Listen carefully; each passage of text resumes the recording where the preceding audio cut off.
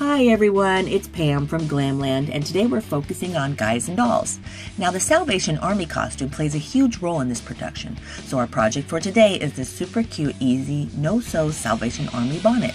Here's a list of supplies that you'll need. I picked up these wicker hats at the dollar store for just $1 each, so it doesn't have to be expensive. And since this is no-sew, you'll need your hot glue gun plugged in. The first thing you'll do is take one of these hats and cut out your bonnet shape to make a pattern. I started out by cutting a small section away, and then I trimmed it until I reached the desired bonnet size. I kept trying it on my own head, and I figured I could always cut more if I didn't like it, but it would be hard to put it back if I cut too much. I did a little research into what an actual Salvation Army bonnet looked like from the 1940s and 50s era, and this is what I found. So I came up with a plan to do something similar for our characters. The Salvation Army uniform consists of a cape as well as the bonnet, and we happen to have some gray capes and some burgundy capes in our costume collection already. So to make it easier and more appealing, I decided to make the bonnets match the capes. Feel free to mix and match if you have any capes as well. Once I figured out how much to cut off the straw hat, I used it as a pattern for the rest of the hats. I took a Sharpie marker and I went around my sample hat and cut accordingly. And don't worry if the hat frays, because it will all get covered in the end. The hats are only being used as a form to glue the felt to. The next step is to draw around the brim of the bonnet onto the flannel. Make sure that you leave about a ½ inch margin around the edge of the straw brim to allow room for gluing. Once I drew all of the brims onto the flannel, I kept the material doubled in order to cut 2 at a time, one to cover the top and one to cover the bottom of the brim, and I set them aside. I then measured the width around the base of the hat and cut a rectangular piece of felt to go around the head section of the bonnet. For this bonnet, the rectangle ended up being 23 inches long by 8 inches wide. I then folded the long edge of the rectangle over about ½ inch and glued just inside the edge so that I could make a tube to run a thin piece of ribbon through. It doesn't have to be perfect, nobody will ever see it. After I finished making the tube, the next step is to weave the ribbon through the tube. I wrapped the ribbon around a bobby pin to make it easier to feed. Also, you're never going to see this ribbon, so any color is fine, just as long as it's thin enough to fit through. I happen to have leftover ribbon from another project, but you could use yarn, or thick string, or even curling ribbon if you happen to have it on hand.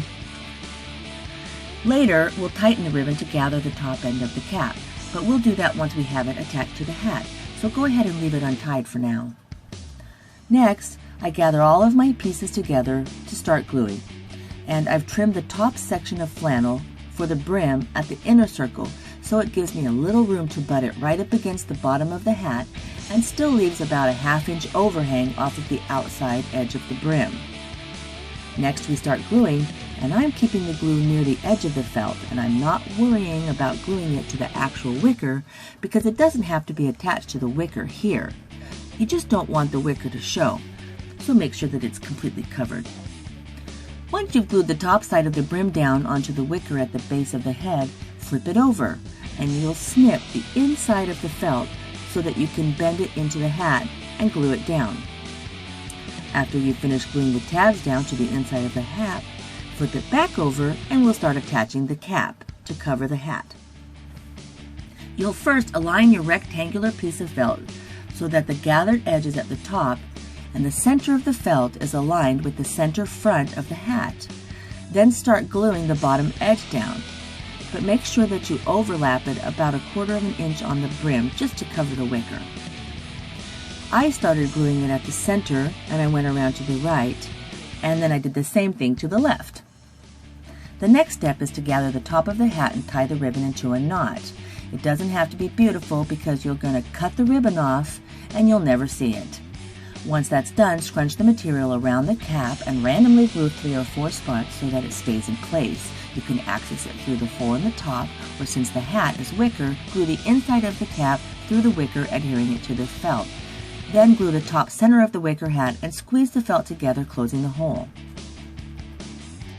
After that, we'll take some ½ inch black ribbon and glue it over the seam just to cover it. You'll want the ribbon to be about 4 feet long because once it's glued to the brim, the excess hanging ribbon is going to be used to tie the bonnet to the actor's head. Then you'll make a large bow out of 2.5 to 3 inch wide black ribbon and attach it to the side of the bonnet just over the left ear to match the authentic Salvation Army bonnet. Be sure to check out my instructional video on how to make a large bow. Next, we'll make the Salvation Army ribbon. I used these 3 items: red ribbon, whiteout pen, and a black Sharpie. You can use white paint pen, but I happen to have a whiteout pen on hand, so it was handy. I wrote out the Salvation Army in whiteout and went around it with the Sharpie to give it that pop, so the audience could see it easily. I then attach it to the front of the bonnet diagonally so it can be read from the audience. Again, this is all about the stage. This is not an authentic costume, but it's a resemblance using the items that we had on hand, and I think it will look really good from the stage. After I glued the ends down, I trimmed the excess ribbon. I covered the outside right edge of the red ribbon with the black bow so it gives it that finished look. This Salvation Army ribbon can be used for the female bonnet, or it can be used for the male cap too.